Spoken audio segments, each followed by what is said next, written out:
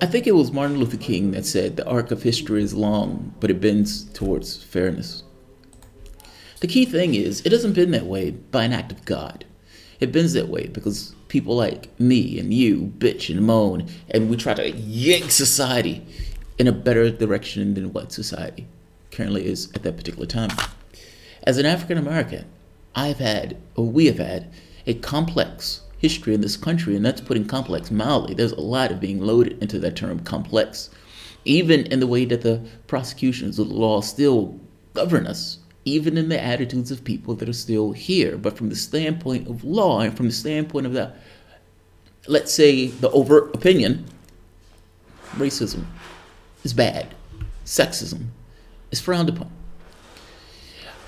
I want to add into that from the standpoint of civil rights, LGBTQ is part of the civil rights pantheon. It is there side by side with issues of race and side by side with issues of sexuality.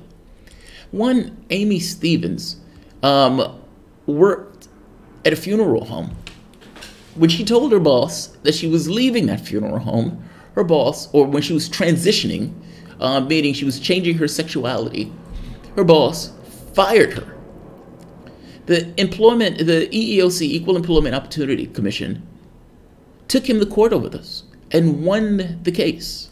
The Court of Appeals, the United States Court of Appeals, ruled and found that the funeral home violated federal law in firing her because ultimately this is somewhat of a civil rights issue.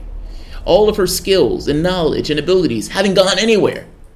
The only thing that's changing is external, that person fulfilling what that person believes that that person needs to fulfill in regards to who they are as a person. Self-determination doesn't affect the capacity or knowledge in doing the job. The Justice Department,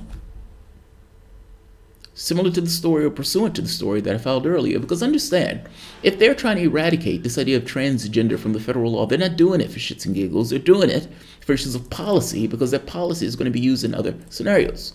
Here is one of those scenarios.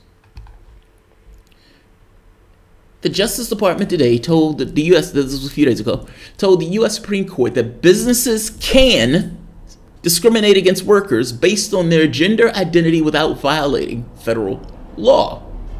Now, this is pursuant to the case that I just mentioned, where the United States Court of Appeals ruled that sexuality, in this case, meaning a person transitioning, transgender, applies under the civil rights law. I love this. Solicitor General Noah Francisco told the High Court that a civil rights law banning sexual discrimination on the job doesn't cover transgender bias. The approach already has crafted a rift within the Trump administration, contradicting the Equal Employment Opportunity Commission's view of the law it's tasked with enforcing. A Michigan funeral home wants the High Court to overturn the United States Court of Appeals for the Sixth Circuit decision, finding that the company violated federal workplace discrimination law when it fired Amy Stevens, a transgender worker.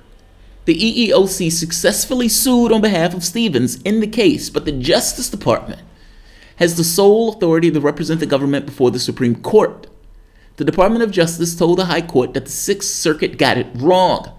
You have a bunch of religious maniacs that are in that office, and they believe that it's perfectly okay to discriminate against transgender human beings.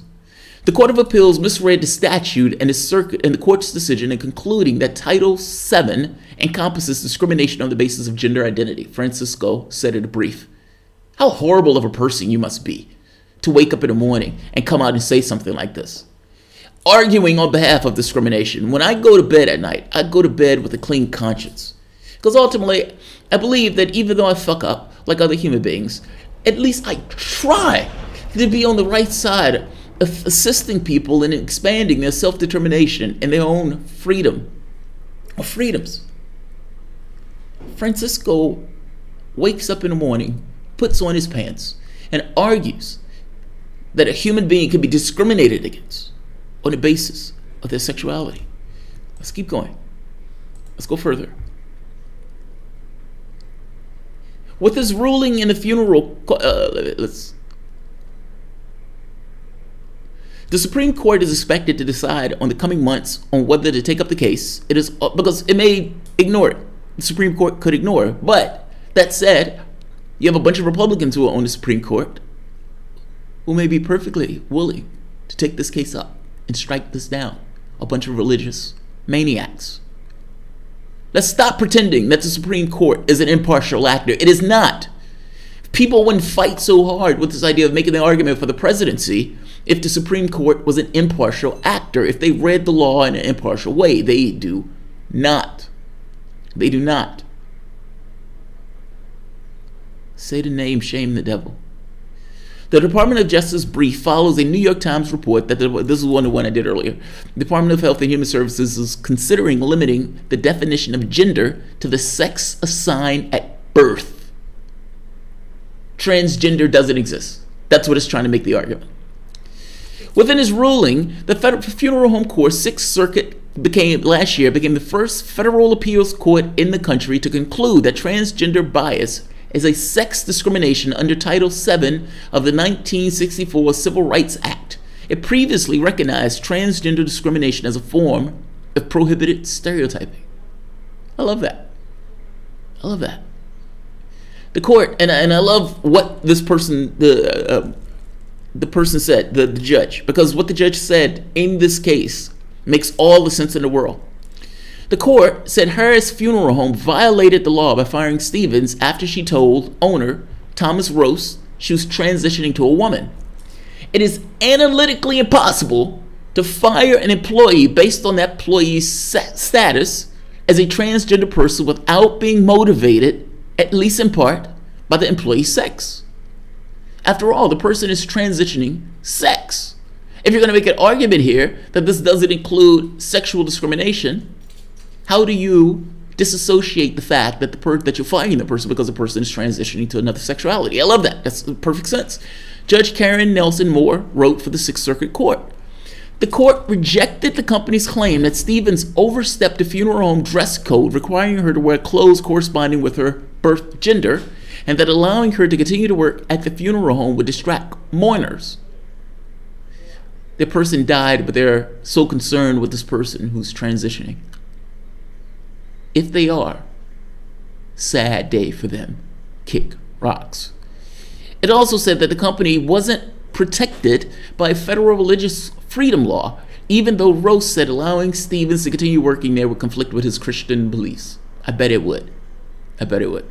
You're talking about someone with the same bundle of experience and qualifications coming back in the form of a woman, Nevin said. That sounds like not only viable sexual discrimination case, but a slam dunk case at that. The arc of history is long, but it bent towards fairness. Not by an act of God, not by an act of magic, but by people who push and fight and try to yank society in a different direction. You have a Supreme Court full of religious maniacs. The Supreme Court may strike down what this judge said, but this judge was the first judge to come out and say, yes, LGBTQ issues, in this very specific case, transgender, applies under the civil rights law. I, for one, agree. It is a sad, sad, sad and pathetic day when the United States government is arguing on the wrong side of history. I'm going to end this. I don't want this one to go long. Good on that judge, for one, and be aware that this is taking place. Thank you all.